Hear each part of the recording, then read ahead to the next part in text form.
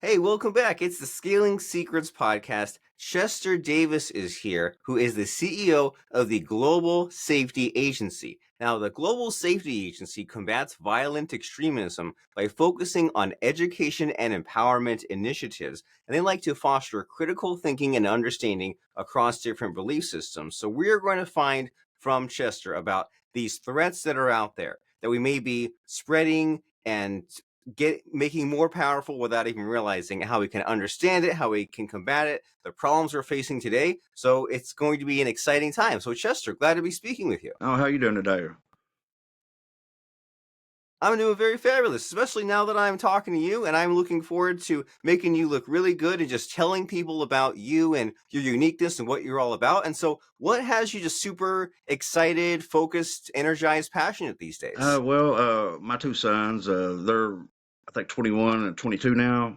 About when my divorce happened, they were 15 and 16, and I was really, concerned about what was going on in the world since 9/11. A lot of media outlets have shifted and put blame like on certain religions and stuff, and you got to get really deeper than that and in depth, because our own, like Christianity, different things, we're so quick to jump at someone and, threaten them, with our beliefs, and wish, any type of violence on them, to follow us.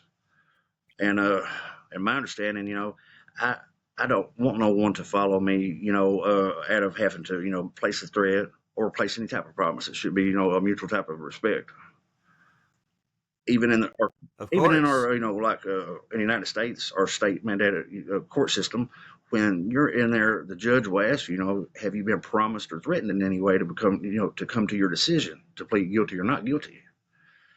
And it's kind of almost like a contradiction with certain Bibles and the religious beliefs, because it could be a violent, a religious threat, doctrine upon someone, the ideology. It could be political, anything. And Yes.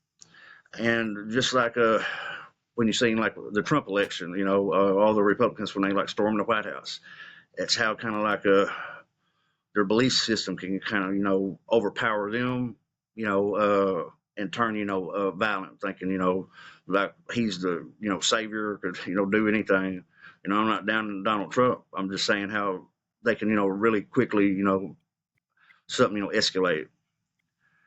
Uh, like Yes. Current like agencies like the FBI, Homeland Security, where they have incidents like a lot of people that's not really well educated, like maybe a private acreage, they don't want nothing to do with the world, and then they have maybe a set religious belief, and you see a lot of these movies or reenactments of of them having a big firefight with the government, thinking it's the end of the world. And I got to thinking there needs to be a different way for someone to reach people, and to mediate between this, because the people do not mean bad. Just like let's say in Pakistan, uh, if you go over there, well, if you go over to Jerusalem and you try to spread Christianity, they can maybe deport you, because that's not really their belief, and it's kind of like an insult. And over in Pakistan, they have their own belief system. It's like hypocrisy going over there, and you could be beheaded, according to the government. But what I'm saying is, it's ridiculous for a country, a system to trap, their people under any type of threat or promise. It's a false belief, and everybody, your religious freedoms should be able to, practice it. You should be able to, understand this and respect them. And if that program I was trying to succeed and getting completely done, and it would have to be in like the state mandated school system, would be like through grades 1 through 12, introduced at one, and then reapplied every year, and it would just be the basic understanding of how to spot deceptive behavior, and rewards and punishment, and like anywhere from like joining the gang to political extremism, religious extremism, etc. And this is instilled in the children when they get older, that would be one less worry and one less step, you'd have to take. It may reduce a lot of this uh, extremism, uh, we see on, the media. It's over in other countries. It's been going on for thousands of years, and our media, kind of chooses what to, show and when. But there is just ridiculous tragedies like the Charlie Hebdo incident, uh, just drawing a harmless cartoon, and they come in, I believe it was what two victims and 11 injured or something like that. But they turned around, I guess, on the anniversary, and they wanted to hit it back up, and do it again. But it's really, immature. They were not doing it out of like their national, freedoms or anything else. It was more or less like an insult. You don't, poke the bear or, try to agitate someone uh, to, get them to understand you. And they already had, a violent scene, and they turned around and was trying to, agitate them some more, and they should have been a little bit more responsible than that. So I tell you, So there's a lot of craziness happening, right, in the world and in our schools. And so as far as the Global Safety Agency and what you do, like what do you do like to make money? What's your kind of customers? What problems do you okay, solve? as far as the money part of it, uh, here probably in about 3 months, I got my new set of bylaws, and I'm getting a new vice president and a secretary to get everything financially set up. For that would be for equipment distribution, and I put in a lot of hours, and it would be just reaching different platforms. It wouldn't be just on social media. It would be, maybe trying to book, community centers and, bigger cities, and, do some, possibly like a TEDx talk, uh, and, reach people and put in the, time and effort. A lot of people will say they're going to do this, but they're really just doing what they can to get by and trying to collect a, big salary or, just for, money. And I'm not motivated by the money. Uh, there's been a lot of people I've argued with. I've accomplished a lot of things, and they think that money's the factor, about your accomplishments, and it's not. I know you have to raise money to keep your business going and pay salaries, but as far as it's not, your IQ is not determined, by your wealth. And I just really believe in just trying to set something up, for our future, because you can set up like forecast models, certain scenarios like your economic guidelines for, small communities up to state and the country. Well, and just like a weatherman, these are pretty accurate, when they're set in place.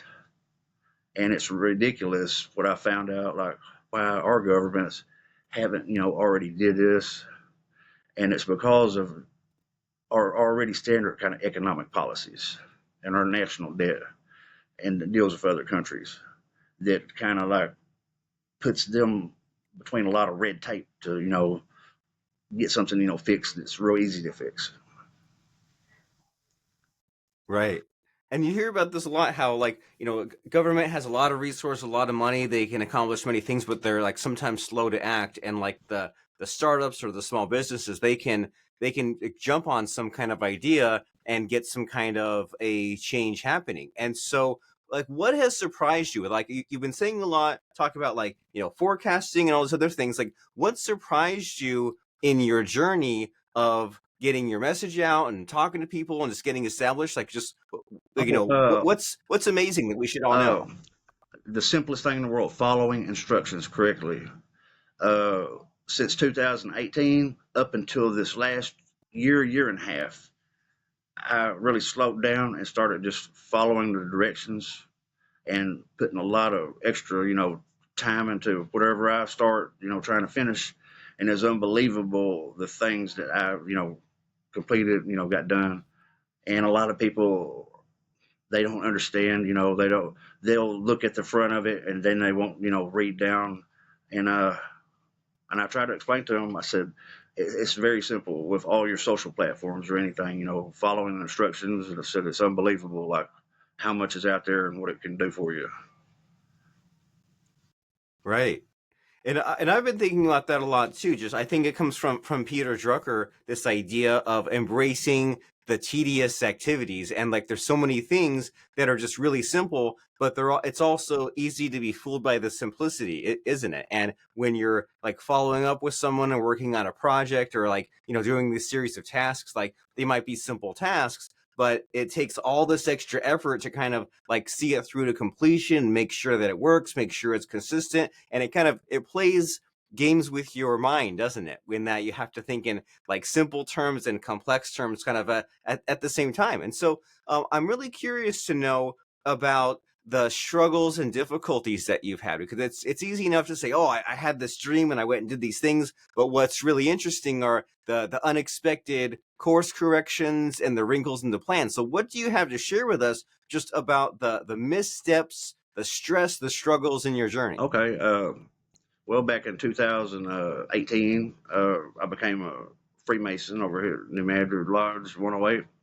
And probably within 6 months, I got a divorce. And my ex-wife got with my first cousin. Well, it put like a big dent on me having much to do with my other family, but I was real passionate up until that point. I had all these things set up to start this company. Well, it kind of fell apart, just because of that problem the first year and a half.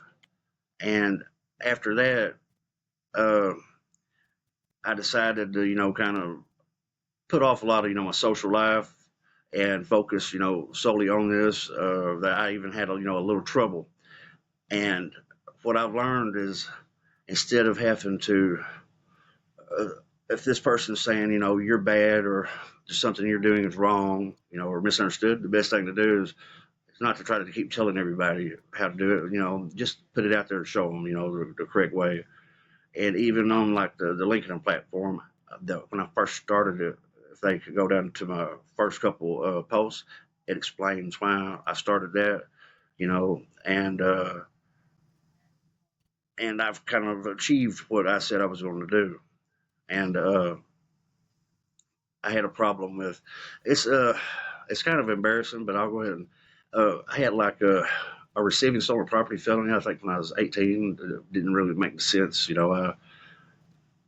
Got a furnace at my mother's trailer. She was sick. She told me I could get it. She owed $200 on a whole mobile home, and I got a executed felony receiving stolen property. Well, the officer who gave it to me, I was 17 when I signed the statement, and I previously dated his daughter. Well, they have things in place right now that can fix, that kind of stuff. And I ran for sheriff in 2012. I'm not a licensed police officer, but I paid the fee. And right after I ran, I turned around and dropped out, and this divorce happened, and my uncle son got with my ex-wife, his ex-partner over at this Haytime, Missouri. Uh, it was like a big ordeal. I actually had two officers over there. They arrested me like $250 child support. They killed my dog. Didn't let me sign my surrender paper for someone to pick her up. They stole credit cards off of me. I was threatened. 3 months later, I almost have a stroke, and a cop picks me up in front of the hospital. This was after a 911 call was placed, and I currently have like two suits against them. The suits, I am not seeking any money or any deals, just to get them off the streets. And what happened was, I was in jail a couple of weeks, and there was a guy there out on a $10,000 bond for stabbing a home healthcare worker. Well, he breaks in and kind of sexually assaults my disabled girlfriend, and he messes with my 9-year-old niece, and he's already out on bond. Well, go up to the police station, they revoke his bond, and I asked my uncle, I said, "You didn't know he was a sex offender, and all this stuff?" Well, the guy who put up the bond is a well-known like patriot of that town, and that's where like a lot of corruption comes in. Uh, I've never had a problem out of the police like this, and after this happened, They stopped me just for a $250 child support and started getting real angry, screaming at me, uh, threatening me, and did this to my dog and all this stuff. And I know this guy told them to because of losing that $10,000, and it turned into like a real big ordeal. And it seemed like I was constantly trying to convince people like what happened to me, on my statements. Well, instead of doing that, I really kind of dug into my education and things, and I proved like to everyone, just from those accomplishments, my credibility, against that stuff, and it's just unbelievable. I mean, it's a relief off of me and ease. Just having that done, that pressure off of me. But I mean, it was just a crazy situation.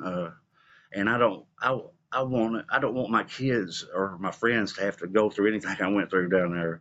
You know, I'm not doing nothing wrong. I just go up there to make sure my girlfriend's statement is taken, and all of a sudden, it's like the whole town turns on me, and I'm not playing. I've known these people for most of my life, and like a police officer, for instance, if he's screaming and hollering at you, showing aggression, and I haven't, did anything in the past to him, I haven't bothered his wife, his children, I haven't, robbed him, I haven't said anything insulting. Where would all this aggression come from? Threatening me constantly, over and over and over. And he was on the phone, and I knew someone had asked him to, and he had a partner with him. Well, when I got out of jail, I called Haytime and I said, "Where are my credit cards?" And they had one. There was like a mistake, a debit card that got mailed here that had my son's middle name, but they knew I was fixing to like turn them in on us. So I have like almost a stroke 3 months later, and I call 911. When the ambulance come, I refuse the ambulance because they're also out on the premise, but I'm only 2 blocks from the hospital. So I wait about 5 hours, and I walk to the hospital, and I'm in front of the hospital. The second officer makes me get in the vehicle, says I can't go home, I can't go to the hospital, I'm not going to jail. And he drops me off like 3 miles in front of this truck stop about 2 in the morning. It was like December 4th, 2017. And there was a lot of traffic. And they were parked over at the Pizza Hut, and it was like after hours, like 2 or 3 cop cars. And I guess they were thinking I was in a condition where I could probably get run over because the side of my face was like drooped. I couldn't hardly speak. And the way this town was, I was like traumatized by these cops. I couldn't like just go into a police station and sign a statement. So I did it through, social media, uh, electronically, stuff like that. But I have witnesses, everything to all this, that happened to me, and it's just ridiculous. And Yeah, yeah. It sounds stressful and scary and a lot of drama and like you shouldn't have had to go through that. But I'm proud of you for even despite all that and like the law enforcement deal and the divorce, you still are setting up this really cool initiative, right? The Global Safety yeah, Agency. And so I'm curious to know like what have you said that you're still working on like getting different people in place. Like what have you done or what do you plan to do as far as the scaling aspect of it? Because like you have an important message to say, you need people to say it. So what are you doing as far as just really building this okay. thing up? I ran through like a forecasting model considering my energy and hours and time that I've put into it, like the last 12 months. If I kept going at that rate for the next 2 years, and where would I be at? And and there's a lot of meta AI answers, so it's kind of correct and kind of not correct. It just depends on the factors. But uh, there's a lot of great talent out there, and I'm just like the CEO and founder of Global Safety Agency. Well, you could put out positions for hire. Well, I'm putting out a kind of like a contract basis. You'd be like a full investor in this. A lot of people kind of overstate stuff about like franchises or things like that. But I'm looking for probably about 4 people just to get the financial aspects of it, set up just right. Back in 2018, it is a registered nonprofit charity. Uh, I paid the registration fees and all that. This last year, I had a little trouble and I was late doing it, but I'm not soliciting any money. I'm just showing on there. I'm volunteering, for my own thing. So, but I will. Okay. But I got like a good game plan. I've done had probably about 5 people I interviewed that was wanting to get involved. I think 2 people was from California. That was going to kind of do it all online. A couple of them was actually wanting to come over here and meet me and stuff. And I was trying to find some people that was just as passionate as me, that would put in the time and effort. Wonderful. You're finding your people, your team. You're seeing, as you said, just who's as passionate as you. So that way you can have multiple brains on the problem and you can have the multiple time, right? One person only has 24 hours in a day. You have many people, they can do many great Yes, things. and I And so we're definitely here. yes, and I've Yeah, go been, ahead. I've had probably at least 4 legitimate offers from other people wanting me to use my name and business name to buy, you know, buy products, buy land and different things. And that's not, something I'm interested in doing, even, to clear money for myself. Uh, I'm, wanting to do this, right.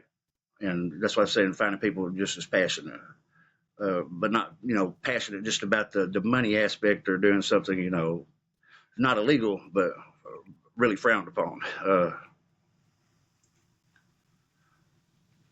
Well, sure. And so, I'm curious about your kind of short-term goals. Is there anything that you're really excited about in the next 3 to 6 months that you have coming up soon? Okay.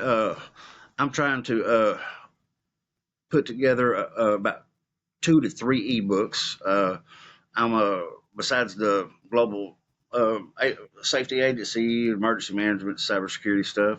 I'm a great artist. I draw, and I'm doing a couple little kids books, just small content, and sell them, on Amazon, and then on the global safety agency on the pamphlets. There's going to be an ebook, and I'm going to try to get it done, and it'll all that stuff with global safety agency will be free, distributed freely.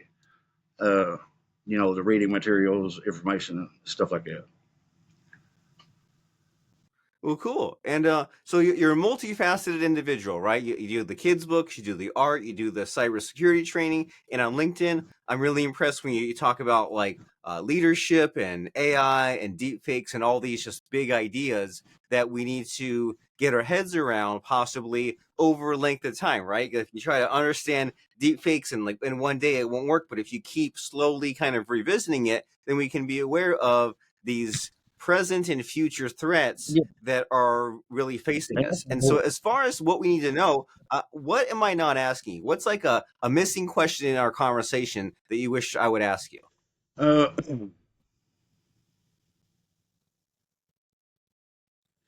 well, my mind gets kind of blank right now, but I was sitting here thinking about uh, if you're ever in a room with somebody who wants you to, hey, could you look up how to log out of my second Facebook account, or something like this.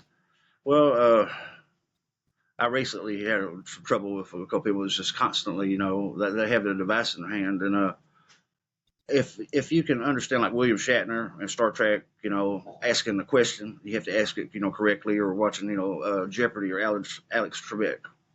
If you can understand those two aspects and watch them two gentlemen or those two shows, that whatever you ask Google or Meta AI or whatever your search engine is, you'll know everything because it'll give you the top answer, the correct answer.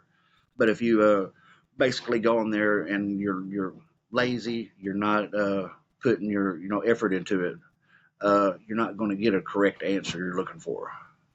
You got to word it properly.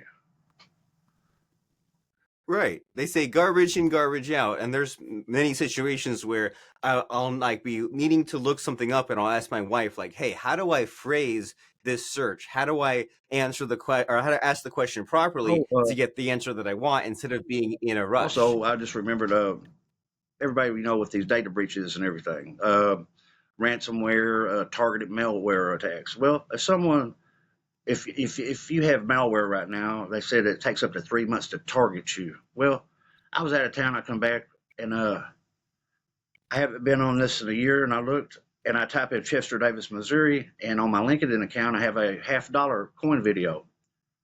There's a gun compliance video pasted over it, embedded. There's actual plays.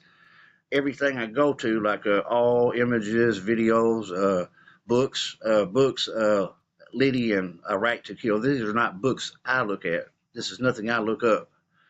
Someone targeted me, and you know, and I don't have no finances they can steal. So who was it that targeted me? Uh, and I still can't even answer that because I can there's basic stuff on here, but that is scary. Like when you're right the opposite, kind of like I'm like a peace leader. I haven't even really Googled like what guns, 45 or AR-15, nothing. So to have one embedded over this, I actually made videos of everything. I had about like 30 something screen recorded videos of everything, and it's just shocking, what someone can do to your, account to make you Right. look completely, the opposite of what you look.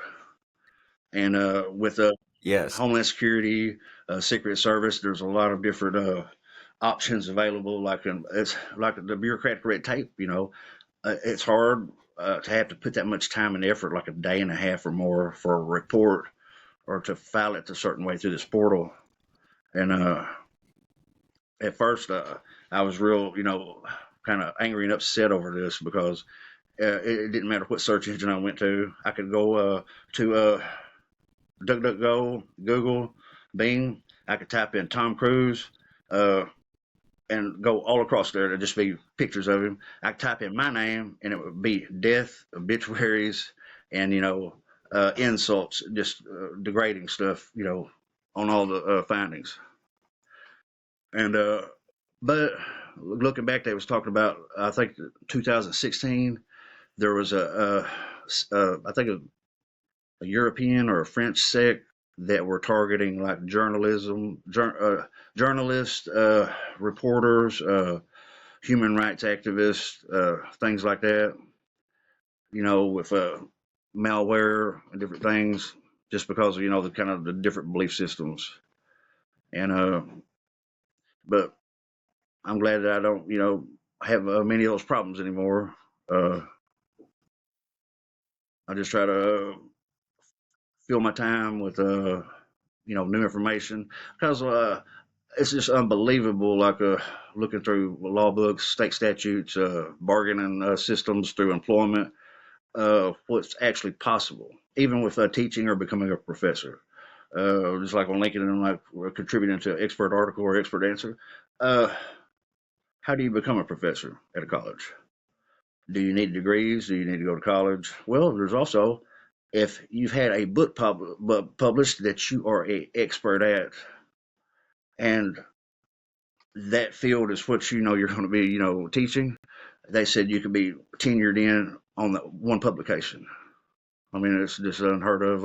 Amazing. And then like the fog index information, like there's laws set in place about the content of contracts, the stuff that we read, so we can understand it. Like on I think it was a fifth grade level. Well, what makes a a binding legal contract illegal? Well, if I see you come into the office and I know from the way you're looking at the contract and the questions you ask me that you do not understand any of these words, but I still continue to pressure you to go ahead and sign it, then it's illegal. And there's a lot of things going on with Congress and the IRS and Wall Street about how they put all this extra jargon in there. So every fourth or fifth sentence, when you do understand the first five, you're going to forget them trying to understand the next five. And it's not supposed to be like that. Right. So many threats out there, right? Many things happening, and it seems to be somewhat of an arms race. They're always innovating new ransomware, malware, Uh, search results, all these now, things a lot to of mess you up. Yeah. eco- uh, economic guidelines and things, like from 2017 for the Equifax data breach till now, I think it was maybe a $13 billion jump in what you need each year to get by, you know. And it's every day we're having a data breach, Oh yeah. and Yeah. And also like who to blame, if it's Russia, China, Japan. Yeah, information's free on there. Google it and just see where our money is, who we owe. And I think Google been banned in China for the past like 8 years. But you look at Tokyo, and Japan, and all that. A lot of this is incorporated like our military, and it's not putting the blame on the military, full blame, but when we're inventing these codes and things to counter other militaries and things, uh, it can get out of hand and may not be stoppable. Just incorporating new things and software and hardware. Sure. So you've made us aware of just a huge list of things that we need to just know that exist. And so, what are some next steps here as far as like solving our problems, fixing our problems, scaling our businesses? Where should someone find you? What should someone do after listening to our podcast? They should, like I said, the information's out there. Homeland Security, just everywhere over. There's probably 30 different organizations that have peaceful initiatives and guidelines, and it's not like digesting all this information. It's digesting it properly so you don't forget it, and then kind of we'll talk about scaling down something into understand like a summary, a small summary, and that summary would be the most important thing to go by out of like 10,000 words. If you could drop it down to 200 words or less, and really identify and explain what you need to go by to, incorporate, a peaceful life, with your neighbors, your family, and things like that. And, and you get all this other, bureaucratic stuff out of the way, then you could actually, focus on your own life. We're supposed to have, the right and the desire to go, pursue happiness, for ourselves. And there's a lot of 100% simplification, getting it to the bare essentials. That way you can move on with your life. And so you mentioned LinkedIn. You're Chester Davis on LinkedIn, right? That's linkedin.com/in/Davis dash GSA. And that way we can find what you're up to, what you're posting. Is there any other contact details, or is LinkedIn the place to go as far as someone contacting you, seeing what you're doing? LinkedIn is the main place. Like on Facebook, I started volunteering and recruiting, helping, Robert F. Kennedy Jr. Last year.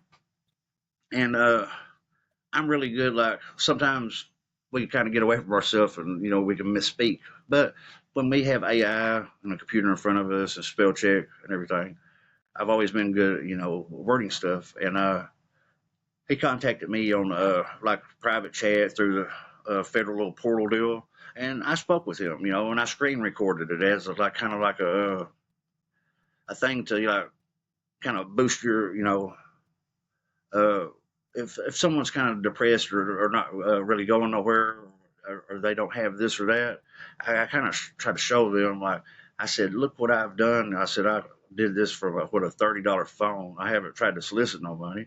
I haven't tried to charge no money, and I've had people even offer me money. And I said I just did this to kind of show other people where they could be at if they procure their time, set kind of like small goals. And I've wrote just some beautiful literature, political literature, for him.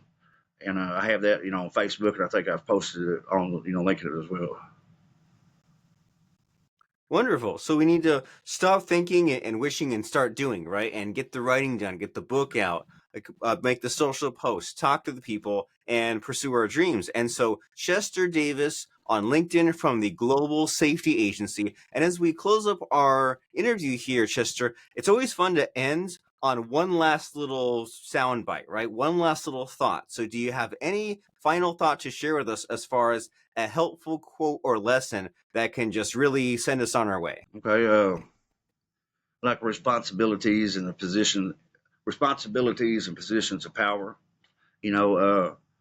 If you could really accept, your position, whatever it is, and look at the ripples you're going to make because of that decision, the negativity, the positive terms, and be responsible. And I don't care if you don't have the money to do this or this, or if you don't have time to go out of town.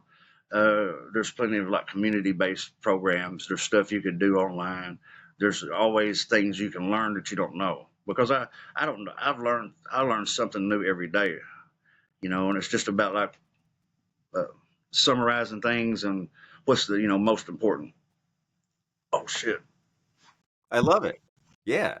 So we need to pursue learning, take responsibility, and do what needs to be done. Make those hard decisions, take those actions. Chester Davis on LinkedIn, check him out, and you'll love what you'll find. It's been wonderful speaking with you, Chester.